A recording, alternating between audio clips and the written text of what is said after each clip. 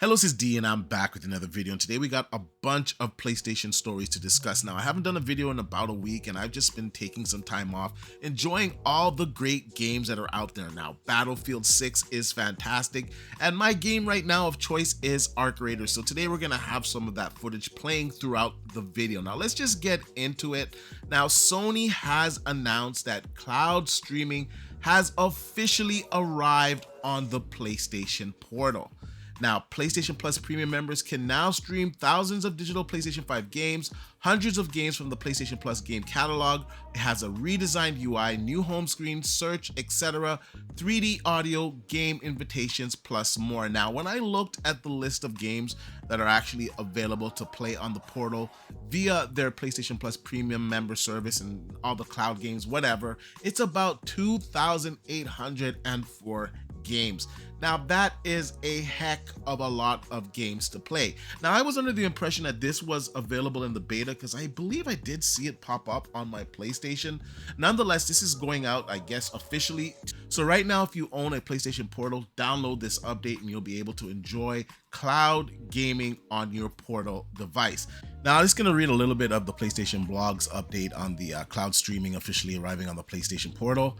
Like usual, I'll leave a link in the description down below so you guys can check it out for yourself. Now, it goes on to say at PlayStation, we're always working to push the boundaries of how players experience their games.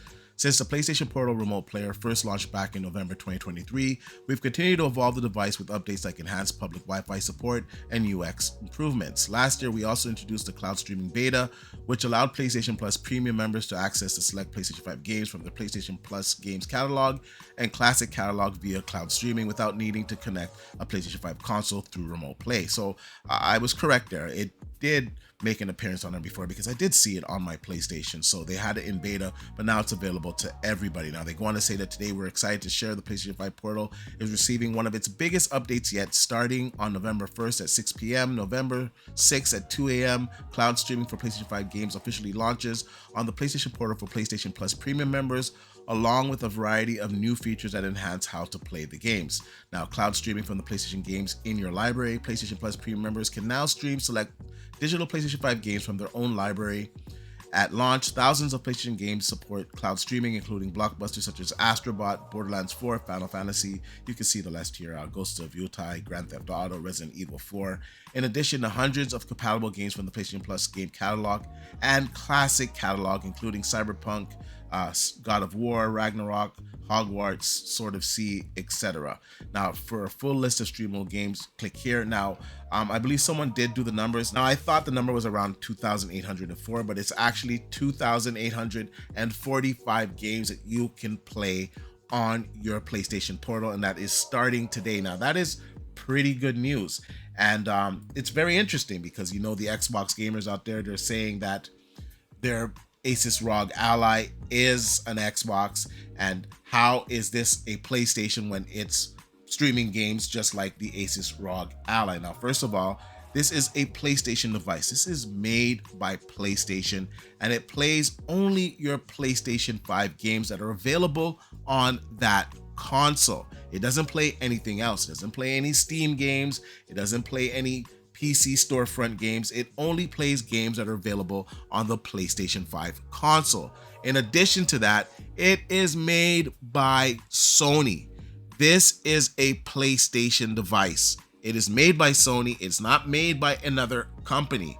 The Asus ROG Xbox Ally is made by Asus. The first name is ROG, followed by Xbox. It is a partnership. It's simply marketing.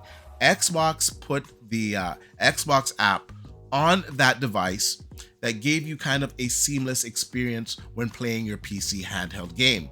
And it's not even exclusive to that handheld. As I said in previous videos, I have that on my OG ROG Ally, and they just announced that it's coming to the MSI Claw, and it's also going to come to other handheld devices. In fact, you can get on the MSI Claw right now. So it has all the functionality that is on this Xbox ROG Ally because it is a PC handheld device. Now, I don't want to get into this debate any longer because I think it's pretty obvious to most gamers out there that have common sense that this is a PlayStation device because it only plays games that are on your PlayStation 5, and as well, it is made by Sony. And I think this is a great addition for PlayStation Portal owners. Imagine when GTA 6 comes out and you're playing on your Portal. And I have to say, the Portal experience, I never found it to be bad, but over the years, it has gotten better. It's like you're playing it natively in your hand. The input latency is very low. Now, is it perfect? Of course not. You don't want to be playing Call of Duty per se on your PlayStation Portal, but for single player experiences, you will be hard pressed to feel any type of input latency. So overall, I think this is just great for PlayStation Portal owners. Now, briefly, I just want to talk about Ghosts of Yotai and Battlefield 6. They topped the charts in October, and these were the most downloaded games on the PlayStation Store. Now, a lot of people were saying that Ghosts of Yotai was a flop. Clearly, it was not a flop when it was the second most downloaded game, going against a true multiplat with Battlefield 6. Now you can see here, USA and Canada, Battlefield 6 was number 1, Ghost of Yotai was number 2. That's also the same for EU, as Battlefield 6 and Ghost of Yotai are both number 1 and 2 respectively. Now NBA 2K26 is third played, or I should say third most downloaded on the US and Canada PlayStation Store, whereas in the EU, FC26, which makes sense because football, soccer is much more popular over there than NBA. But as you can see, Arc Raiders is doing good. Minecraft is even on there in EU.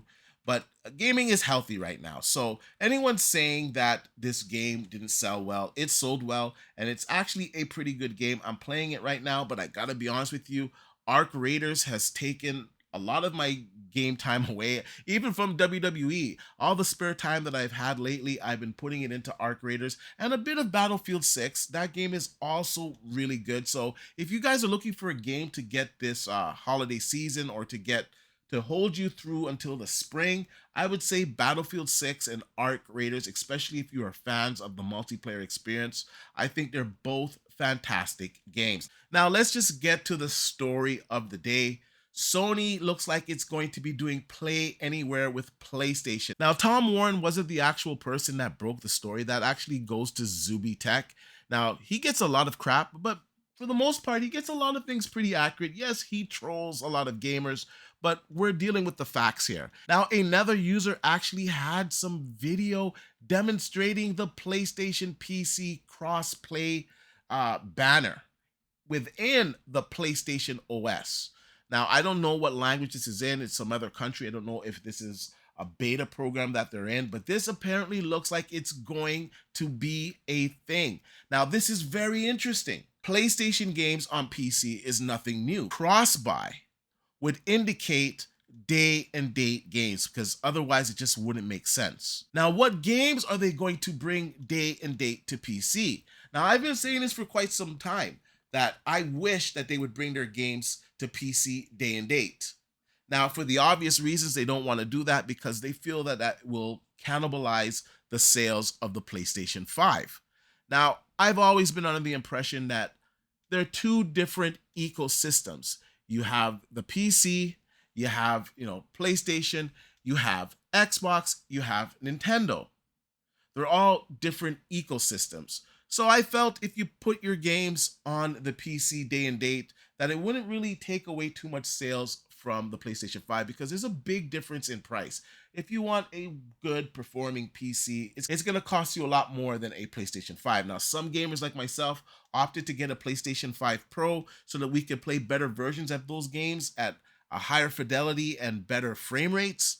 But still, to get a PC that would outperform a PlayStation 5 Pro, it's still going to cost you a lot more. So it still gives value to that console. And I think that console's value is really going to show, or I should say shine, when GTA 6 hits. I really do believe that the PlayStation 5 Pro is going to skyrocket in its sales numbers, at least if they have a mode on there that will allow it to perform better than the PlayStation 5. And I'm going to assume so, because this is just a no-brainer. This is a good way to get people to buy your PlayStation 5 as well as the PlayStation 5 Pro. Now, are these going to be gas games? Because I truly believe they're not going to be their first-party games.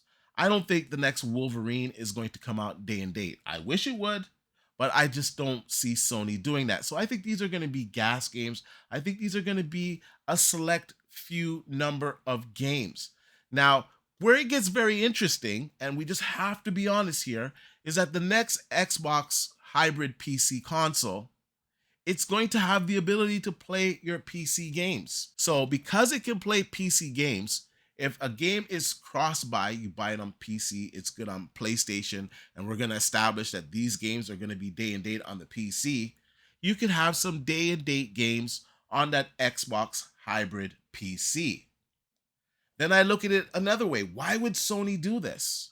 Now, we know that this hybrid PC is not going to be cheap. And I know a lot of people, they're in disbelief, they're delusional, thinking that this console, this PC hybrid console, that Xbox already has come out and said that it's going to be expensive. It's going to be a high end curated experience. It's not going to be an $800 machine. I'm pegging it at 1200. Some others have it at 1500 and higher. So that's going to be competing with a PlayStation 6 that I think will be anywhere between $800 and $900. That's quite a big gulf. Now, the Xbox PC hybrid on paper, it is more performant than the PlayStation 6, but we already know what happened this generation with the Xbox Series X being higher spec, better performance on paper compared to the PlayStation 5. The PlayStation 5 tied it, beat it in some games, maybe lost by a fraction, but for the most part, the PlayStation was not behind the Xbox Series X. So we got to put that into consideration. But with that being said, it being a PC, being more performant than the PlayStation 6 potentially, and being at that price point, who is going to buy that hybrid? Because at that point, when you're spending $1,200 to $1,500 on this Xbox hybrid PC, why not fully go in and get a full-fledged PC? So it's just very interesting. I know some detractors are going to say, yes, PlayStation, they're going third party, they're bringing all of their games to PC, and because of the Xbox hybrid, all of these games are going to be on the next Xbox console. I don't really see that being the case. However, I do see some gas games coming.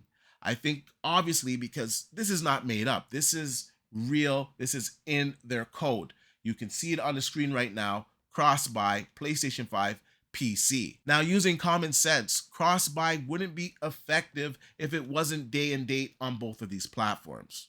So it's just very interesting, and I want to know what you guys think about all of this, because I personally think, yes, some gas games are going to come over. They want their live services games to have more penetration.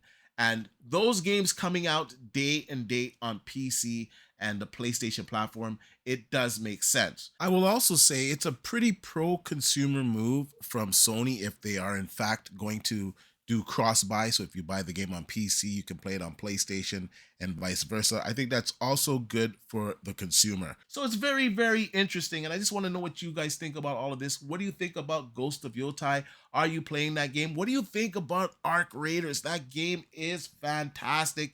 Go out and cop that game. It doesn't even cost that much. It's well worth the price. I also want to know what you guys think about the cloud streaming officially arriving on the PlayStation Portal today. Have you tried it? Let me know your experiences as well in the comment section down below. And like I usually say, please like, share, subscribe to the channel, and I'll see you guys on the next one.